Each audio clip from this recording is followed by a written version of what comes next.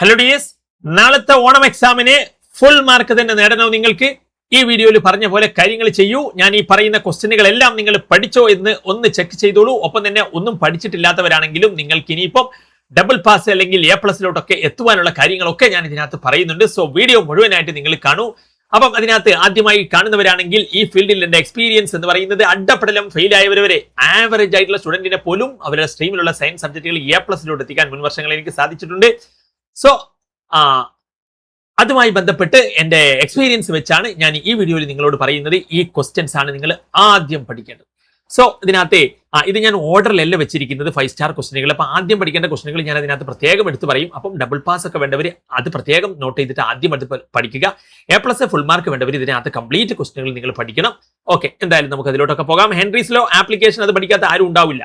Solution അങ്ങ് തുടങ്ങി കഴിഞ്ഞാൽ ഫസ്റ്റ് പഠിക്കുന്നത് അത് തന്നെ ആയിരിക്കും. അപ്പൊ അത് മോസ്റ്റ് ഇമ്പോർട്ടന്റ് ആണ്, ഞാൻ പറയേണ്ട ആവശ്യമില്ല. അതിന്റെ ആപ്ലിക്കേഷൻ, ഇതിന്റെ സൊല്യൂഷൻ എവിടെ കിട്ടും ഞാൻ പറഞ്ഞുതരാം.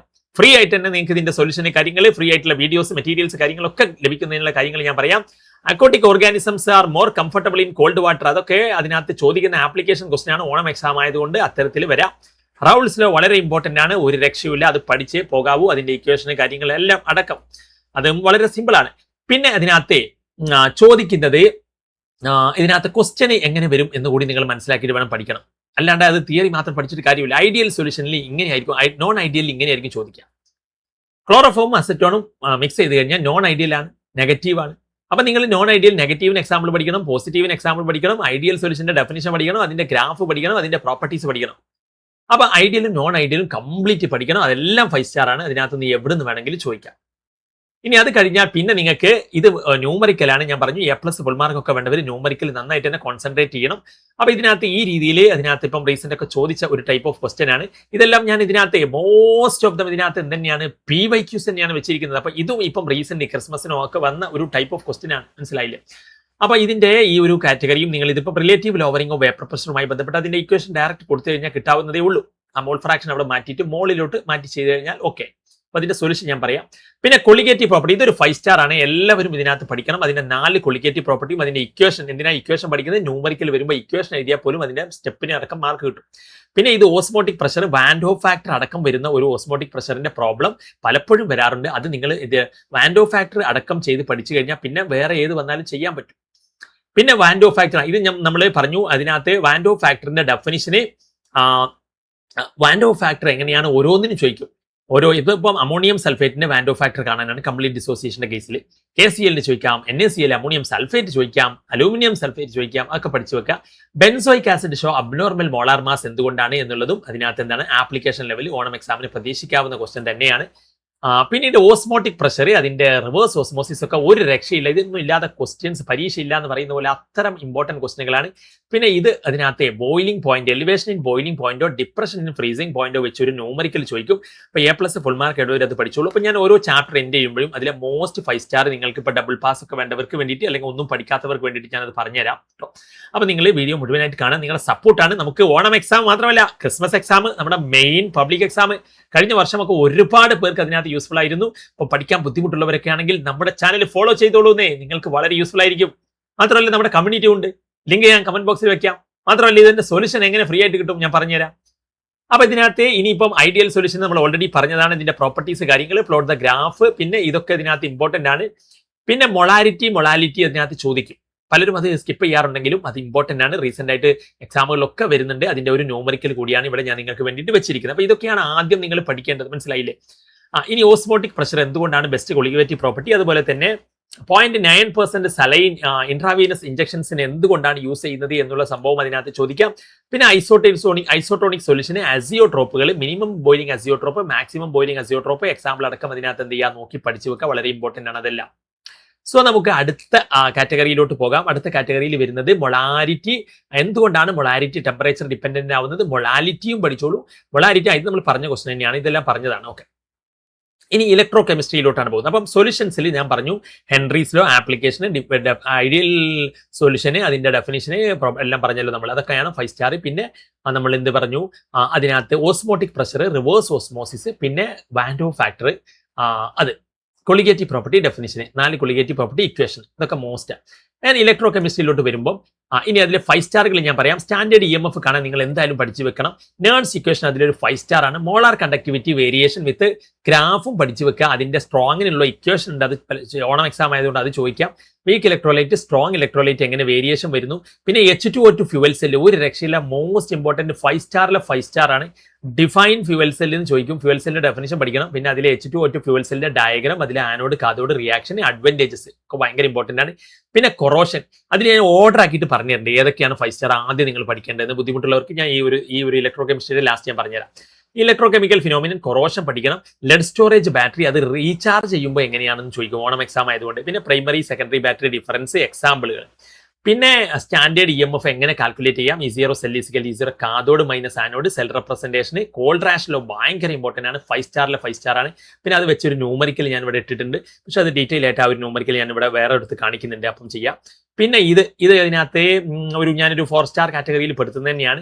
ഇതിപ്പോൾ റീസെന്റ് ആയിട്ട് കഴിഞ്ഞ ഇംപ്രൂവ്മെന്റിന് വരെ വന്ന ക്വസ്റ്റ്യൻ ആണ്. അപ്പൊ ഇതൊക്കെ നിങ്ങൾ ന്യൂമറിക്കൽ A+ അല്ലെങ്കിൽ ഫുൾ മാർക്ക് വേണ്ടവർ ചെയ്യേണ്ടതാണ്. പിന്നെ ഇത് വളരെ സിമ്പിൾ ആണ്, ഇത് എല്ലാവരും ചെയ്യണം.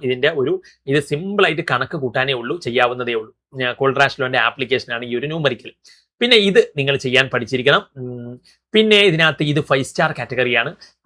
നമ്മുടെ ഡാനിയൽ സെല്ലിന്റെ കാഥോഡ്, ആനോഡ്, അതിന്റെ നേൺസ് ഇക്വേഷൻ, അതിന്റെ ഗിബ്സ് എനർജി വരെ ചോദിക്കാം. ഇവിടെ നേൺസ് ഇക്വേഷൻ ചോദിച്ചിട്ടില്ല, അതും ചോദിക്കാം. പിന്നീട് അതിനകത്ത് വരുന്നത് ഇത് ഇങ്ങനെ എന്താ പറയുക 1 മാർക്കാണ്, നിങ്ങൾ പഠിച്ചു വെക്കുക. അപ്പൊ അതിനകത്ത് ഇതിന്റെ സൊല്യൂഷൻ ഒക്കെ ഞാൻ ഇതിനകത്ത് പറയാം.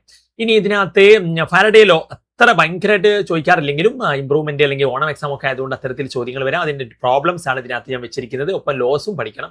പിന്നെ മോളാർ കണ്ടക്ടിവിറ്റി, അതിന്റെ ന്യൂമറിക്കലി A+ ഫുൾ മാർക്ക് വേണ്ടവർ ഇത് ചെയ്തിരിക്കണം. അതുപോലെ തന്നെ ഇനി ഞാനിപ്പം നമ്മൾ ഇലക്ട്രോ കെമിസ്ട്രി കഴിഞ്ഞ സ്ഥിതിക്ക് അതിലെ മോസ്റ്റ് ഇമ്പോർട്ടന്റ് 5 സ്റ്റാറുകൾ ഞാൻ പറയാം. നിങ്ങൾ എന്ത് ചെയ്യണം, അതിനകത്ത് നേൺസ് ഇക്വേഷൻ, ജനറൽ ഇക്വേഷനും അതുപോലെ ഡാനിയൽ സെല്ലിന്റെ നേൺസ് ഇക്വേഷൻ എഴുതാൻ പഠിക്കണം. പിന്നെ ഏതിനും നേൺസ് ഇക്വേഷൻ എഴുതാൻ പഠിക്കണം. സെൽ റെപ്രസെന്റേഷൻ പഠിക്കുക, അത് ഡാനിയൽ സെല്ലിന്റെയും പഠിക്കുക, ഏതിൻ്റെതും. അത് ഇലക്ട്രോ കെമിക്കൽ സീരീസ് അറിയണം നിങ്ങൾക്ക്, എന്നാലേ ചെയ്യാൻ പറ്റത്തുള്ളൂ. പിന്നെ നിങ്ങൾക്ക് ഇതിനകത്ത് വരുന്നതാണ് മോളാർ കണ്ടക്ടിവിറ്റിയുടെ ഡെഫിനിഷന്, കോൾഡ്രാഷ് ലോ. പിന്നെ ഇതിനകത്ത് ഉള്ള സംഭവം എന്ന് പറഞ്ഞാൽ മോളാർ കണ്ടക്ടിവിറ്റി ഗ്രാഫ്, സ്ട്രോങ്ങിന് വീക്കിന് അതിന്റെ വേരിയേഷന്. പിന്നെ കണ്ടക്ടിവിറ്റി വേണമെങ്കിൽ ചോദിക്കാം. പിന്നീട് H2O2 fuel cell, lead storage battery, primary secondary battery, ഇതൊക്കെ ഭയങ്കര ഇമ്പോർട്ടന്റ് ആണ്. കൊറോഷൻ എങ്ങനെ പ്രിവെന്റ് ചെയ്യാം, അതിന്റെ ഡെഫിനിഷന്, electrochemical phenomenon, definition of corrosion important ആണ്. അപ്പൊ അത് കഴിഞ്ഞാൽ പിന്നെ നിങ്ങൾക്ക് ഇതിനകത്ത് അപ്പൊ ഇതൊക്കെയാണ് ഇലക്ട്രോ കെമിസ്ട്രിയിൽ. ഇനി കെമിക്കൽ കൈനറ്റിക്സിലോട്ട് പോകുമ്പോൾ ഞാൻ ഇവിടെ 60ഓളം ക്വസ്റ്റ്യൻ കാണിക്കുന്നുണ്ട്. അപ്പൊ ഇതിൽ റേറ്റ് ഓഫ് റിയാക്ഷൻ കഴിഞ്ഞ റീസെന്റ് ഇംപ്രൂവ്മെന്റിന് ചോദിച്ചതാണ്. ഇന്റഗ്രേറ്റഡ് റേറ്റ് ഇക്വേഷന്റെ എക്സ്പ്രഷൻ എഴുതാനും, 0 ഓർഡറിന്റെ എഴുതാനും, ഫസ്റ്റ് ഓർഡറിന്റെ എഴുതാനും, ഒപ്പം തന്നെ derive expression for T½ of the അത് വരും, അതും പഠിക്കാണ്ട്. ഇതിൽ ഏറ്റവും 5 സ്റ്റാർ ഓർഡർ ആൻഡ് മോളിക്കുലാരിറ്റി ആണ്, അത് നിങ്ങൾ സ്കിപ്പ് ചെയ്യരുത്. പിന്നെ അടുത്ത ഇതിനകത്ത് വരുന്ന question pseudo first order reaction. അപ്പൊ ഇതിനകത്ത് ഇത് പറഞ്ഞു. ഇനി സ്യൂഡോ ഫസ്റ്റ് ഓർഡറും അതിന് എക്സാമ്പിളും, 2 എക്സാമ്പിളുകൾ നിങ്ങൾ നോട്ട് ചെയ്ത് വെക്കുക. ഒന്ന് ഗ്ലൂക്കോസിന്റെയും ഒന്ന് പിന്നെ നമ്മുടെ എസ്റ്ററിന്റെയും. പിന്നെ ഇതിനകത്ത് ഇത് ചോദിക്കാറുണ്ട് ഈ രീതിയിൽ 2-3 തവണ എങ്ങാണ്ട് ചോദിച്ചിട്ടുണ്ട്, അത് പഠിക്കണം. ഹാഫ് ലൈഫ്, അതിന്റെ expression of half life, derivation, കെമിസ്ട്രിയിലുള്ള ആ ഒരു ഡെറിവേഷൻ ഈ ഒരു സംഭവമാണ്. പിന്നെ ആക്ടിവേഷൻ എനർജി, അത് എങ്ങനെയാണ്, കാറ്റലിസ്റ്റ് എങ്ങനെയാണ് റേറ്റ് ഓഫ് റിയാക്ഷൻ അഫക്ട് ചെയ്യുന്നത്, ഇത് വളരെ ഇമ്പോർട്ടന്റ് ആണ്, 5 സ്റ്റാർ ആണ്. അപ്പൊ ഇതിനകത്ത് ഇപ്പം പറഞ്ഞ ഈ ഹാഫ് ലൈഫും 5 സ്റ്റാർ ആണ്. പിന്നെ ഇതിനകത്ത് ഫസ്റ്റ് ഓർഡറിന്റെ ന്യൂമറിക്കലാണ്, ഇത് ചെയ്യാൻ പഠിക്കണം. ഇതൊരു മസ്റ്റ് നിങ്ങൾ വരാൻ സാധ്യതയുള്ള ന്യൂമറിക്കലാണ്. ഇത് എളുപ്പമാണ്. അപ്പൊ നിങ്ങൾ എല്ലാവരും പഠിക്കണമെന്നാണ് ഞാൻ ഈ ന്യൂമറിക്കൽ പറയാ. പിന്നെ ഈ റേറ്റ് കോൺസ്റ്റന്റ് യൂണിറ്റ് ചോദിക്കും, ഫസ്റ്റ് ഓർഡർ, 0 ഓർഡർ, സെക്കൻഡ് ഓർഡറിനൊക്കെ. പിന്നെ ഗ്രാഫ്, അരീനിയസിന്റെ ലോഗരിതമിക് ഗ്രാഫ് ഭയങ്കര ഇമ്പോർട്ടന്റ് ആണ്, 5 സ്റ്റാർ ആണ്. പിന്നെ ഇത് ഒരു ന്യൂമറിക്കലാണ്. പിന്നെ അപ്പം ഇതിനകത്ത് നമ്മൾ കൈനറ്റിക്സിൽ എന്നോട് ഏതൊക്കെയാണ് മോസ്റ്റ് ഇമ്പോർട്ടന്റ് 5 കഴിഞ്ഞാൽ ഞാൻ പറയാ, നിങ്ങൾ എന്ത് നിങ്ങൾ മോളിക്കുലാരിറ്റി, ഇക്വേഷന് അതിന്റെ ലോഗരിതമിക് ഗ്രാഫ്, ഫസ്റ്റ് ഓർഡറിന്റെ ഗ്രാഫ്, സെക്കൻഡ് ഓർഡർ 0 ഓർഡറിന്റെ ഗ്രാഫ്, പിന്നെ യൂണിറ്റ് ഓഫ് കോൺസ്റ്റന്റ് ഭയങ്കര, പിന്നെ ഹാഫ് ലൈഫ്, അതിന്റെ ഡെറിവേഷൻ. അപ്പൊ ഇതൊക്കെ ഇമ്പോർട്ടന്റ്. പിന്നെ ഞാൻ പറഞ്ഞിട്ടുണ്ടാവും, അതിനകത്ത് ഏതെങ്കിലും സ്കിപ്പ് വിട്ടിട്ടുണ്ടെങ്കിൽ. ഓക്കെ, ഇനി ഇവ D&F പഠിക്കുമ്പോൾ ലാന്തനോട് കൺട്രാക്ഷൻ, അതിന്റെ കോൺസിക്വൻസ്, അതില്ലാണ്ട് പ്രിപ്പറേഷൻ, പൊട്ടാസ്യം ഡൈക്രോമേറ്റിന്റെ പ്രിപ്പറേഷൻ ഒരുപോലെ ഇമ്പോർട്ടന്റ് തന്നെയാണ്. മാഗ്നറ്റിക് മൂവ്മെന്റ് പഠിക്കാം, ഏതെങ്കിലും ഒരു ഒക്കെ തന്നിട്ട്. അതുപോലെ ട്രാൻസിഷൻ മെറ്റൽസ് എന്തുകൊണ്ടാണ് ഈ സിങ്ക്, കാഡ്മിയം, മെർക്കുറി, ഇത് ഭയങ്കര ഇമ്പോർട്ടന്റ് ആണ്. എന്തുകൊണ്ട് ട്രാൻസിഷൻ മെറ്റൽ അല്ല, കഴിഞ്ഞ എക്സാമിന് വരെ ചോദിച്ചതാണ്. പിന്നെ Cr2+ റെഡ്യൂസിങ്ങും Mn3+ ഓക്സിഡൈസിങ് ആവുന്നത് എന്തുകൊണ്ടാണ്, ഒരു 2 തവണ എങ്ങാണ്ട് ചോദിച്ച ക്വസ്റ്റൻ ആണ്. മിസ് മെഷൽ എപ്പോഴും ചോദിക്കാറുണ്ട്, കോമ്പോസിഷൻ.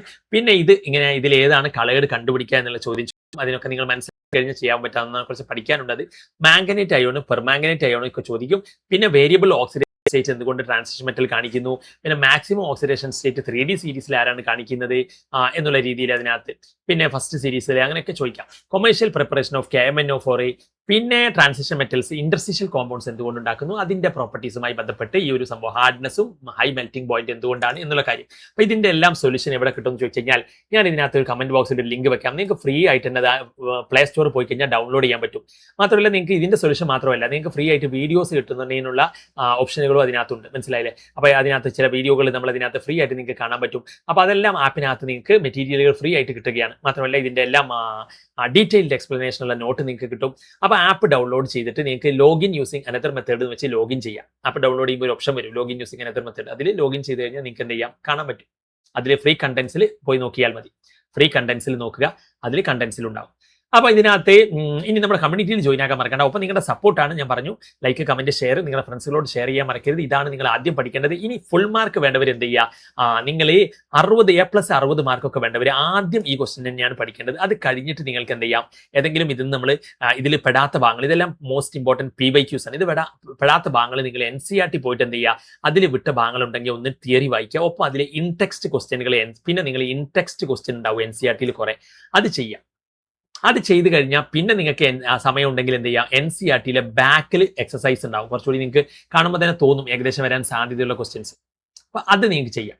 ഇതൊക്കെ ചെയ്ത് കഴിഞ്ഞാൽ നിങ്ങൾക്ക് ഫുൾ മാർക്ക് തന്നെ സ്കോർ ചെയ്യാൻ പറ്റും. അപ്പോൾ ഈ ഒരു ലെവലിൽ പോയാൽ മതി. അപ്പോൾ എന്തായാലും ലൈക്ക്, കമന്റ്, ഷെയർ, നിങ്ങളുടെ ഫ്രണ്ട്സുകളോട് ഷെയർ ചെയ്യാനും. അപ്പോൾ ഇൻസ്റ്റാഗ്രാമിൽ ഒരുപാട് PDF അതുപോലെ മൈൻഡ് മാപ്പ് ഒക്കെ നിങ്ങൾക്ക് ഫ്രീ ആയിട്ട് കിട്ടും. അപ്പോൾ ആ പേജ് ഇൻസ്റ്റാഗ്രാമിൽ IPSedu ഫോളോ ചെയ്യാനും മറക്കണ്ട.